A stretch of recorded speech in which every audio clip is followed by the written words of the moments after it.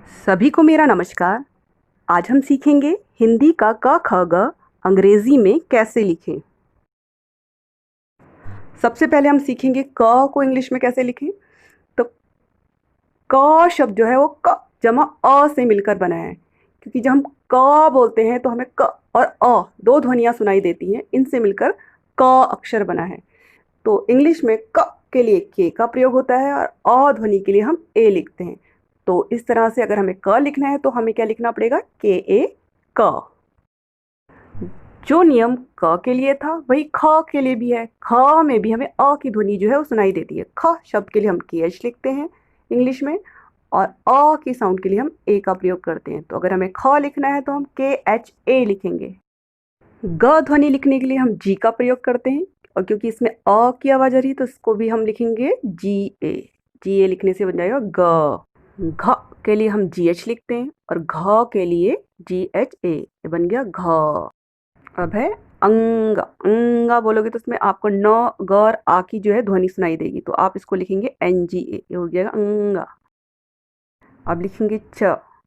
च के लिए हम सी एच लिखते हैं और च के लिए हमें सी एच ए लिखना पड़ेगा, तो ये हो जाएगा च। छ और च की स्पेलिंग में सिर्फ इतना अंतर है कि जो छ है उसमें 2 बार एच आता है, जबकि च में 1 बार एच आता है। तो छ लिखना है तो सी डबल एच ए लिखना पड़ेगा। ज लिखना तो बहुत ही आसान है। हिंदी में भी ज फॉर जग होता है और इंग्लिश में भी जे फॉर जग, जे ज। तो ज के लिए हम जे का प्रयोग करते हैं और ज लिखने के लिए हम जे ए लिखेंगे। झ लिखने के लिए जे एच ए लिखा जाता है, झ, जे एच ए झ। आते हैं हम न्या पे। न्या, इसमें थोड़ा सा न की आवाज़ आ रही है, य की और अ की, न्या। तो हम इसको लिखते हैं एन वाई ए, न्या। ट के लिए हम टी का प्रयोग करते हैं और ट लिखने के लिए टी ए।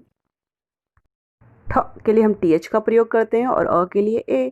तो ठ लिखने के लिए हम टी एच ए लिखेंगे, टी एच ए ठ। ड साउंड से मिलता जुलता जो वर्ड है इंग्लिश का वह है डी, तो हम जब ड लिखना है तो हम लिखेंगे डी ए, ड, डी ए ड। ढ, ढ जो होता है इसमें भी थोड़ा सा ड की आवाज़ आती है, तो उसमें हम डी का भी प्रयोग करते हैं और ह एच ए, ढ, डी एच ए ढ। अब आते हैं ना पे। ना, ना, इसको न और आ की आवाज़ आ रही है इसलिए इसको हम एन ए लिखते हैं, ना। त के लिए हम टी ए लिखते हैं और थ के लिए टी एच ए। अब आते हैं द पे। द को हम डी ए लिखते हैं और ध को हम लिखते हैं डी एच ए, ध। और न को हम लिखते हैं एन ए, न। अगर आपने ध्यान दिया होगा तो आपको पता चला होगा कि जो ट ठ ड ढ अणा वाली लाइन है उसको भी हम इंग्लिश में सेम ऐसे ही लिखते हैं, क्योंकि इंग्लिश में इनका उच्चारण लगभग एक जैसा ही होता है। प की जो ध्वनि है वो पी से ज़्यादा मिलती है, तो इसलिए हम प के लिए पी का प्रयोग करते हैं और प लिखने के लिए हम पी ए लिखते हैं। फ के लिए हम पी एच ए लिखते हैं। इंग्लिश में जो ब ध्वनि है वो बी अक्षर की है, तो इसलिए हम ब लिखने के लिए बी का प्रयोग करते हैं और ब है तो इसलिए ए भी लगाएंगे। भ के लिए हम बी एच ए लिखते हैं, भ, बी एच ए भ। म ध्वनि जो है इंग्लिश के एम अक्षर की होती है, इसलिए म लिखना है इसको हम एम ए लिखेंगे।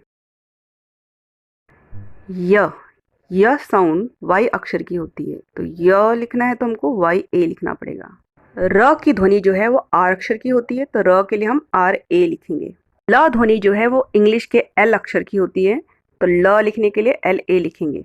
व साउंड जो है वो वी की होती है, तो व लिखने के लिए हम वी ए लिखेंगे। अब देखते हैं जो तालु वाला श है उसको हम कैसे लिखते हैं। इसके लिए एस एच ए लिखा जाता है, श। श से षटकोण में हमारी जो जीवा है वो मूर्धा वाले हिस्से को छूती है। मूर्धा तालु के पिछला वाला हिस्सा होता है और इसको भी हम एस एच ए ही लिखते हैं। स के उच्चारण में हमारी जो जीभ है वो निचले दांतों को छूती है और इसको हम एस ए लिखते हैं, स। अब आते हैं ह पे। ह ध्वनि जो है एच लेटर की होती है, तो ह लिखने के लिए हम एच ए का प्रयोग करते हैं। अक्षर को लिखने के 2 तरीके हैं, के एस ए या के एस एच ए। आप कैसे भी इसको लिख सकते हैं।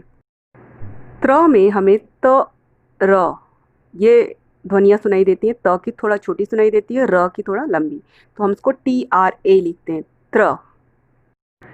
ज्ञ में हमें ग और य ये ध्वनियाँ सुनाई देती हैं ग यानी जी, य मतलब वाई ए, तो ज्ञ को हम लिखेंगे जी वाई ए, ज्ञ। श्र, श्र में हमें श और र ये ध्वनि सुनाई देती है। श थोड़ा छोटा और र थोड़ा बड़ा, तो इसको हम लिखेंगे SHRA, श्र। अगर आप ध्यान से सभी लाइनों को देखें तो आप पाएंगे प्रत्येक लाइन के शुरू के जो 2 अक्षर हैं उनकी ध्वनि आपस में मिलती हुई है। जैसे क की ख से मिलती है, दोनों में क साउंड है। च और छ में दोनों में च का साउंड है, CH से शुरू होते हैं। ऐसे ट और ठ, ऐसी जो बाद वाले 2 अक्षर हैं जैसे ग और घ, इनकी ध्वनि आपस में मिलती है ज, झ, ड, ढ। और एक विशेष बात कि ट वाली लाइन और त, थ, ध, न वाली लाइन, इन दोनों के जो अक्षर इंग्लिश में हैं वो बिल्कुल एक जैसे हैं। ट के लिए भी TA लिखा जाता है और त के लिए भी TA, ऐसे ठ के लिए THA, थ के लिए THA। अगर आप इसे अच्छे से याद कर लेते हैं तो आप इजीली बहुत सारे जो इंग्लिश के वर्ड्स हैं उनको पढ़ पाएंगे, मैसेजेस टाइप कर पाएंगे इंग्लिश में और मैसेजेस को रीड भी कर पाएंगे। इंग्लिश रीडिंग और राइटिंग और अच्छे से सीखने के लिए जो नेक्स्ट वीडियो है अंग्रेज़ी में 12 खड़ी, वो भी ज़रूर देखें। अगर वीडियो आपको पसंद आया हो तो लाइक करें, शेयर करें, कमेंट करें और सब्सक्राइब करें। Thank you.